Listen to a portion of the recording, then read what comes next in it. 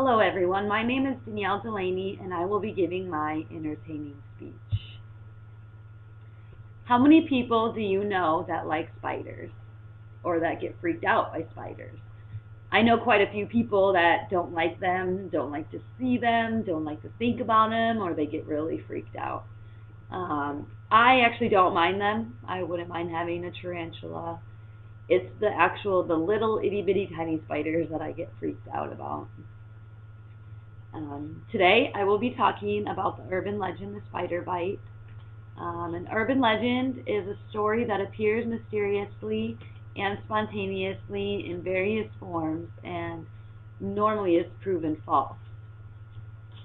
The urban legend, the spider bite, usually contains women. There are not any stories that actually have men in them, so normally it happens to a woman. But what happens is that a woman will go on vacation to an exotic place, the jungle or beach or something, and she'll be laying out in the sun, and she'll get bitten by a spider. Normally, with the various forms of this story, the woman will get bitten in the face by the spider, and a bump will appear. And at first, the woman doesn't really think too much about it, doesn't know that it's actually a spider bite. But it'll be there for a couple days, it'll start to itch and it'll turn red. There's been some instances where actually the bump starts to hurt really bad and it'll turn your whole cheek red and it'll swell up. Like I said, this story has a bunch of various different ways of telling the story, but a majority of them are the same. The women will either pop the bump or try popping the bump herself, or it'll just come off, like in the shower, or the women will go to the doctor to have the doctor actually take a look at it and see what it is and try to make it go away. The first story that I read was the lady went to the doctor and he actually popped it for her.